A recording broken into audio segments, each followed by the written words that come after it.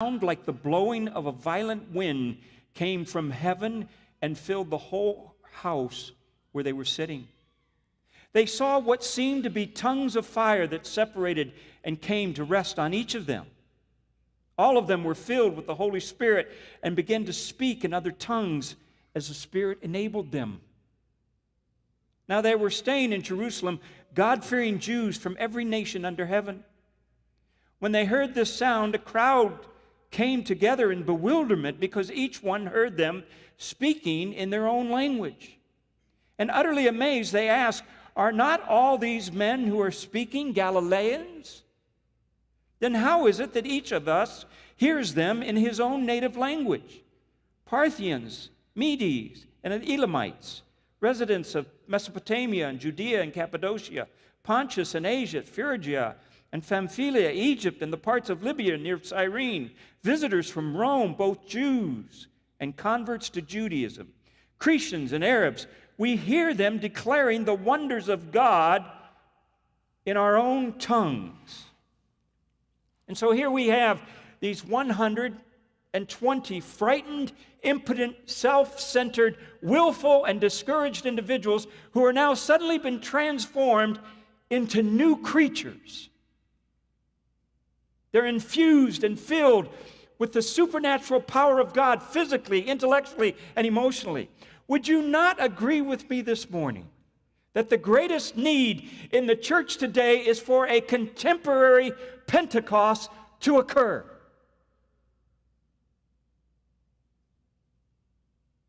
Wouldn't you agree with that? That is the purpose of this sermon.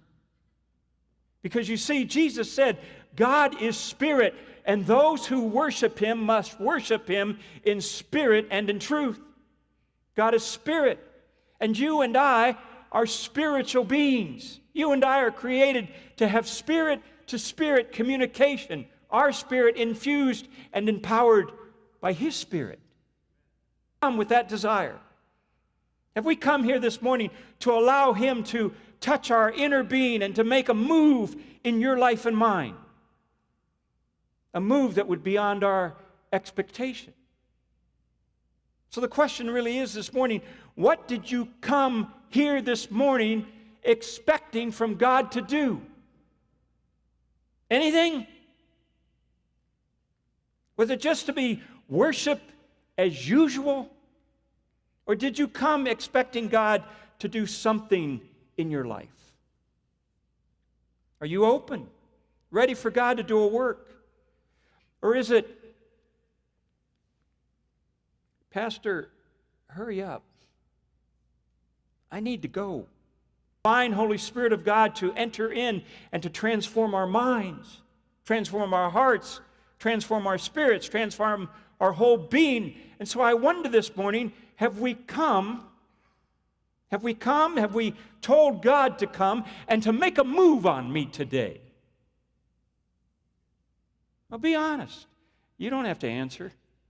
Just answer within your own spirit. Have you come expecting God to do something for you, or are you just coming out of ritual and habit? It's no big deal. What have I said for 14 years? The choice is always in your hands.